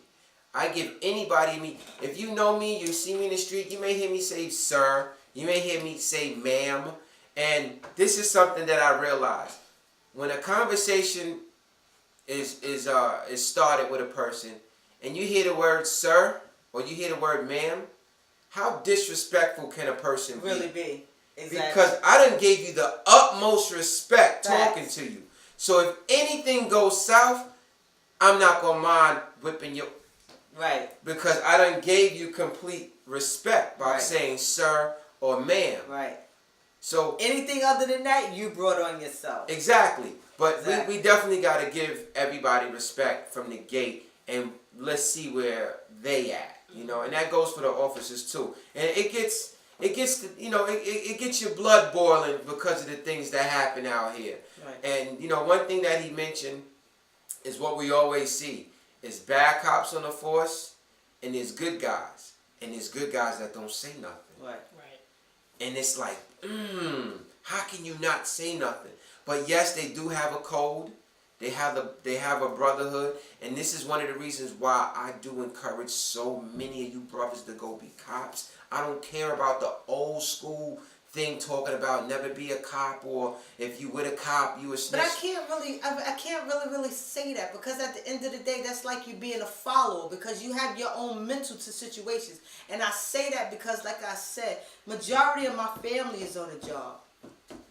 If it's they don't for do this. You understand what I'm saying? Right, like right. they're not doing what Tom is doing, or Right. they're not going with what Tom is going with, or they're not doing what Tom. They're not doing that Right. because they're their own man Right. or their own woman. Right. And Right. they're doing things Right. according to how it's supposed Right. to be done. Because at the end of the day, they want to do a job, they want to protect and serve, but they want Right. to get their asses home to their family. Everybody do, and That's our mentality. Yeah. Now, whoever Tom and Dick and Harry thinks about doing, or whatever they think about doing in the meantime, instead of getting home, yeah, you can't. you have to account- be yeah. you have to be mindful enough not to follow. Yeah. And that's just what it is. It's rough, man. I mean, you It's have rough. some Uncle Toms out there. Don't get it twisted. Ain't nothing You understand perfect. what I'm saying? But we gotta figure it out. Like all of our jobs, we all want to go home. So if we decide to get disrespectful with a police officer, where's that going to end up? Where this Right. going to lead? We got to really think about it. Now, I totally am with whoever is disrespectful, like a cop. They get what they deserve. I'm totally with it. But how you go about it is going to be key, because you may not make it home. You know, sometimes you might have to just, swallow your tongue. Listen, and at like the you end said, of the day, we file all have that jobs report. to do it. And for File that my report. job, my midnight watch, the units, the officers that are out there, those are my kids. When something happens with them, when they're in shootouts and stuff like that, that shit is very effective to us. Like, we're not just there behind it. Like, when they're in shit, it disrupts Everything. our whole department. Yeah, naturally. You understand what I'm saying? Because Yeah. like I said, we treat them like they're our kids. They're our kids out Right. there. Whether wrong or right, I know Right, it's right gonna or wrong, affect. they're our right. kids. Right, So right at or the wrong, end I of the get day, it. we know I when get it. it's just like when you know when your kid is wrong. You sitting there, you like, you know what? You know such and such fucked up. You understand what I'm saying? Like, we do the same with them. Yeah, they fucked up. But Yeah. when something happens to them and we know it doesn't constitute to happen to them, that shit hurts us, yo. Like, when that officer, when the officer got killed, when the guy just walked up to the van and killed him, yo, that disrupted our whole department because it wasn't called for. Right. You understand what I'm saying? Right. So whether we got people out there who are doing right as cops and who are doing wrong as cops, it affects us Who did? around the board regardless. It affects everybody. And wrong or right, there's people that's connected to these people, whether it's the cop, whether it's the person that got shot at, whether it's the person that got pulled over. Everything everybody does affects someone. It becomes a domino effect. Right, exactly. And we never truly think past the actual situation that we hear about because we're caught in that moment. Right. But at the end of the day, there's really a lot of people affected. That's what makes it so sick, because when you're in that moment, is anyone really thinking that this person's connected to this person, has a kid, has a mom, has a dad, and if that ego right then and there blows out of proportion, these other people are going to be affected, Right. and it sucks. Right. The freaking human decency of people is really out the window for some. And it's foul, it's messed up, and this is what we got to live with. And it makes me feel like I'm like in the wrong time and place, but it's real. These are things that we got to deal with. Now I knew you was boiling, and I be boiling too. And I hear where you passionate because that's your babies. This is what it is, man. People are affected by all of this. This is why a lot starts at home. Teach your kids respect. Teach your kid rules. Teach your kid the law. Because I see a bunch of kids out here wilding. I see a lot of and them they're not doing being it right. at home. So when something happens to them, you don't know what Yeah. they're doing out in the street because you're so busy My not baby this, my interacting baby with your that. children that they're out there acting like assholes, Yep. but you're thinking they're being goody two shoes Yep. because that's how they act when they're in front of you. Yep. So then when something happens out there, you the first one on the team. Not my baby. No, Yeah. yes, your Yeah. baby. Your baby was the same one that robbed Miss Mary over there the other day, but Yeah. you don't know that because you're so busy caught up in your stuff that you're not even interacting with your kid to find out or know exactly Right. what it is they're doing, who they're hanging with, Right. if they're even hanging with the right people to be Yeah. hanging around and stuff like that, who may be influencing them to do different things. So you have to just know these things. I miss a village raising a child. Oh, I yeah. miss that because it allowed us to check people when they were supposed to be checked. Right. Now there's something else that I've always noticed. You ever drive and you outside, whatever. You see police pull somebody over. You see police talking to somebody. Normally, we don't pay attention. We may look for a little bit. But now, if you've ever been in a Jewish community, something go down, everybody is watching what's going on. Mm-hmm. They're questioning what's going on. Why you stop this person? Why you here? Let somebody get in trouble in the Jewish community. They want to know what's up. They are going to surround the scene and they're going to demand answers. Well, listen, they put pressure on a police officer. They have so much pull.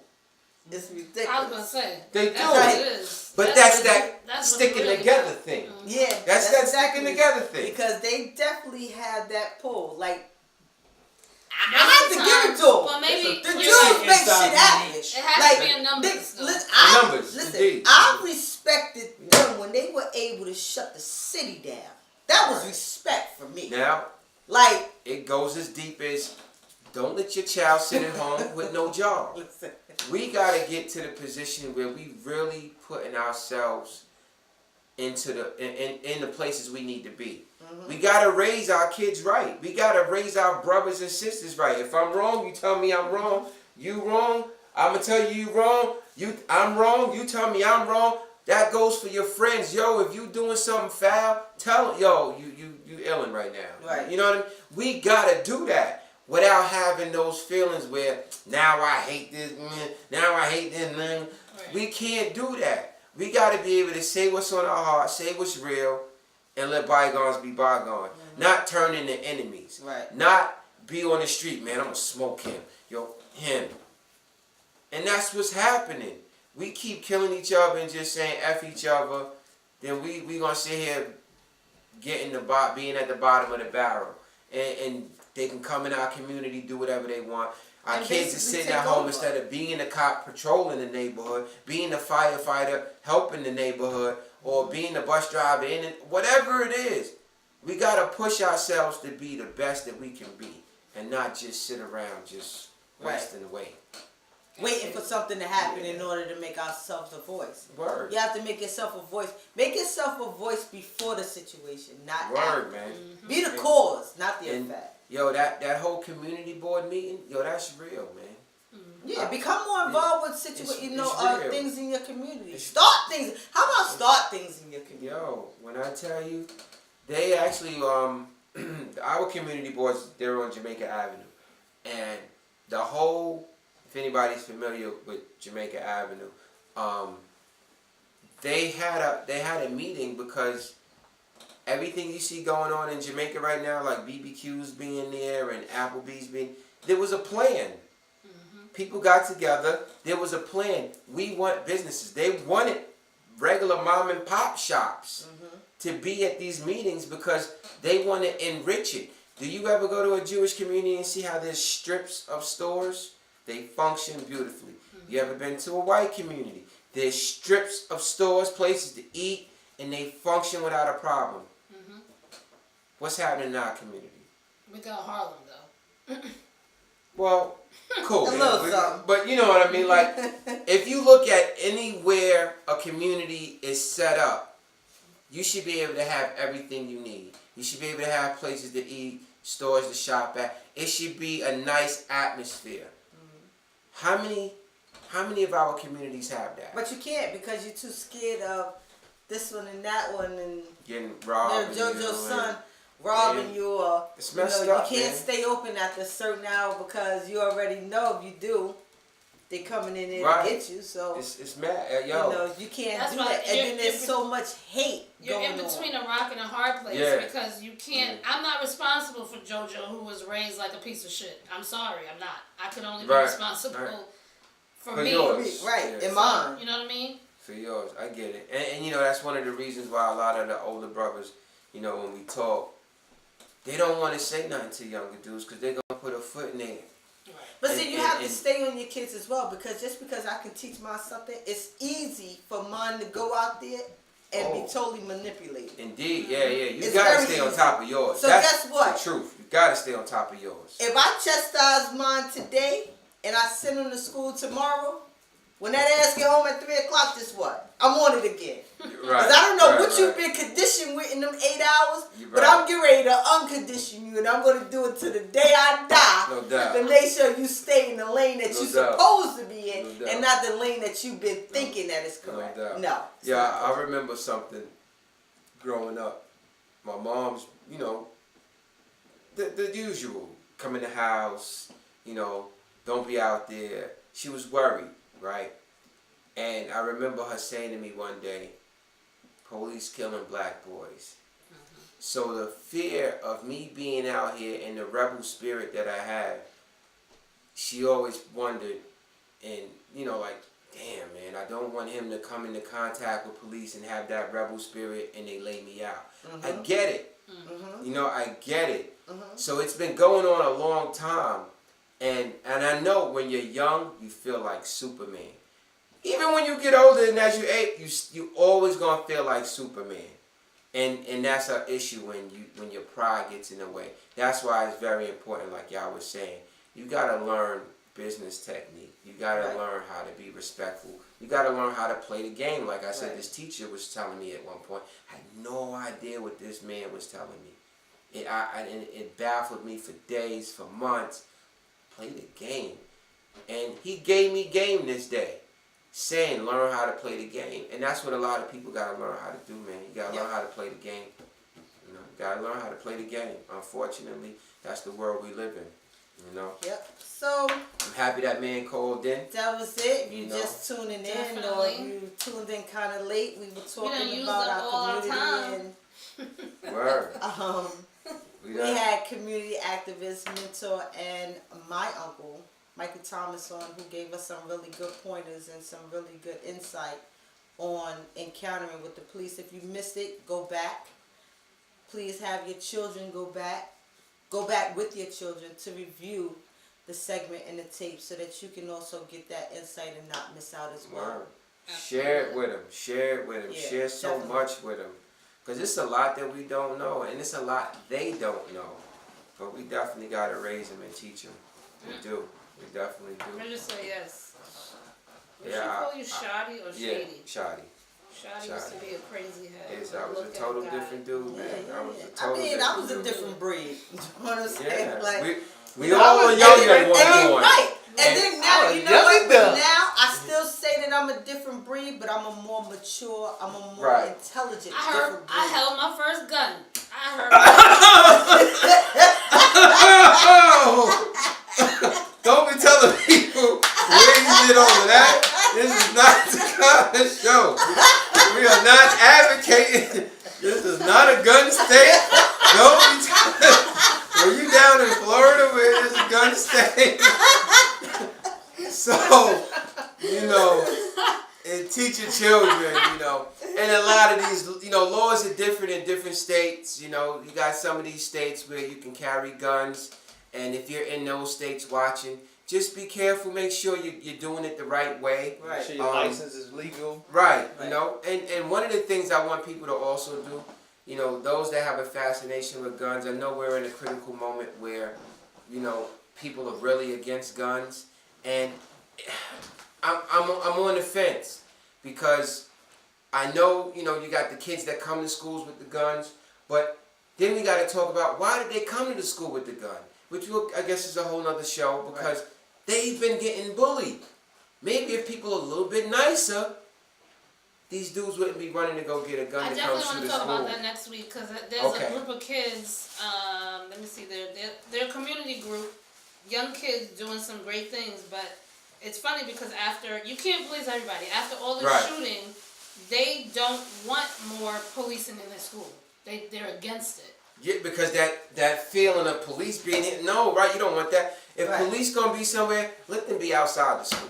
Right. Let them be outside the school, making sure everything okay. But nobody really wants that. Nobody But wants we're gonna test that. cops Make walking sure around with guns if in you the never school. shared any of the shows or the videos, Share this please one. share this Indeed. one. Indeed. Definitely. We need everybody who tuned in to please continue to share this Get video. the word out. Yeah, tag a friend, have them share it Word. to their page. We definitely want to get the word Word. out. You know, Word. it's not even about the show at this point in time. It's just be able to get the facts out, to get the information out. that's what we're pushing for with this Right. show. And real quick, I got some people who they have events where they're helping the community with things such as these little tickets that some people get. You get tickets jumping the turnstile. You get a ticket drinking, peeing.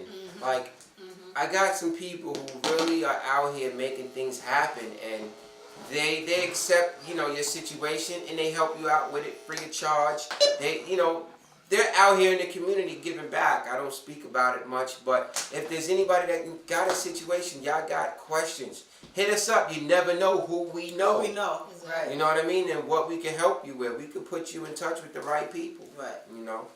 So I definitely love this show, y'all, because it was very informative. We crack a lot of jokes.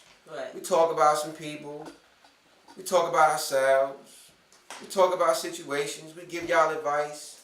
But this is the time where we just on some real. We gotta have some serious shows. Yeah. Right. We mix it up. Some That's why we're the seriousness, best talk show out. Some information, it's definitely a lot. Cause like I said, we all deal with a lot of different people. Yeah. We can definitely bring a lot to the table, and as we can, especially if it's to help anybody, we definitely want to do that. That's the thing, because if I can save mine, I can definitely save yours. Word. That's what we Word. want to do. We all want to be chilling on a boat, taking a cruise, a talk that talk cruise. You know what I mean? On a yacht. You know that? Not a boat. Soon On come. a yacht, all right. Soon Yeah. come to an ocean near you. Yeah, we want to take one of them make a talk that talk ski trip. We want to do things like that. Yeah, We can just definitely. have good people around and we chilling, we having fun. Right. We want to do that. It's definitely going to be in the making. 'Cause for I all cut of a us. lot of knuckleheads off. I can't do. I had to make some choices in life. Niggas will break it down. Oh, let me look this up for y'all real quick. Word because up. I did say I was going to do it, and I really You want to tell them something, Yes. or just us? No, All right, so no. I want to tell them something. all right, so Real hold quick. on a sec. We're not gonna hit the switch just yet. Real quick. Your hair look nice, girl. Oh, thank it's you. all I straight washed it. I and washed it and jet straightened it. Blacky. I straightened it and washed it. Washed it. Washed it. No, ain't no tracks in there. Not a track. All right, that's all hers. I wasn't sure, y'all.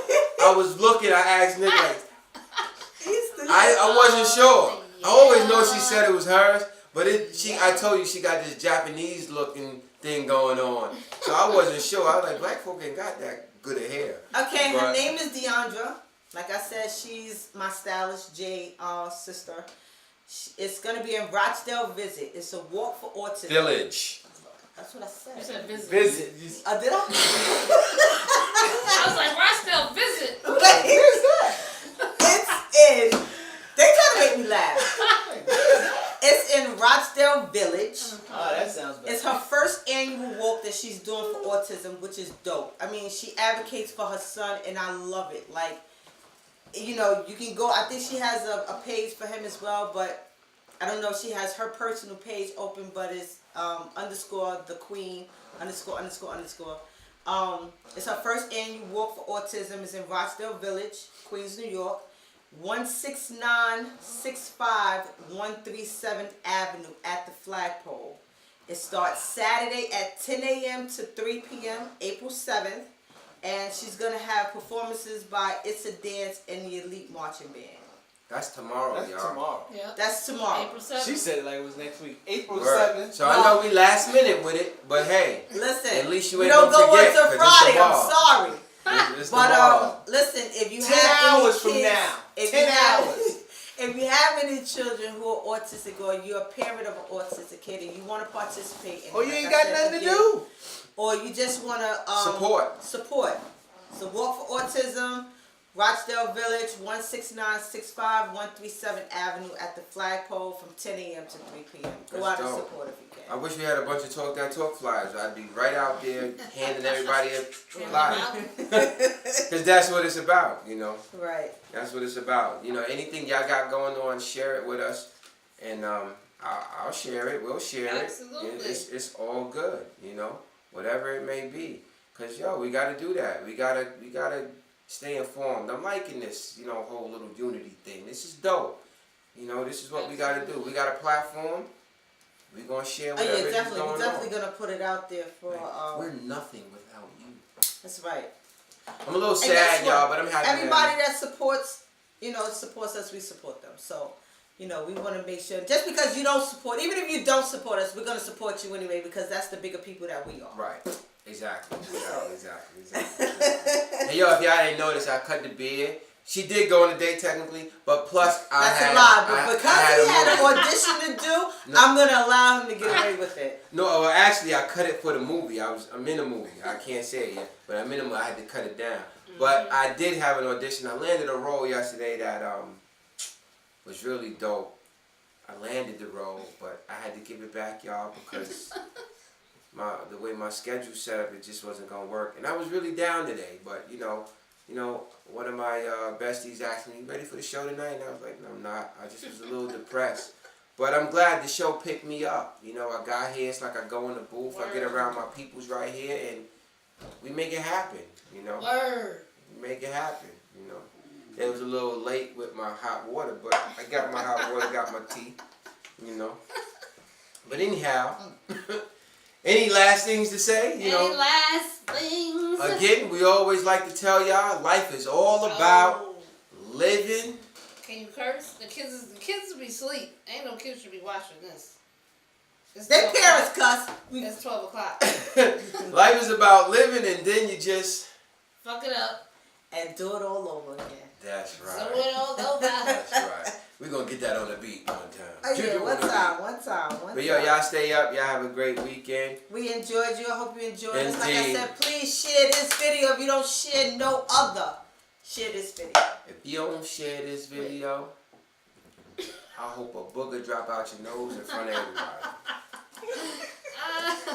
We'll see y'all next Friday. Till next Friday. Or should I say like them things be saying?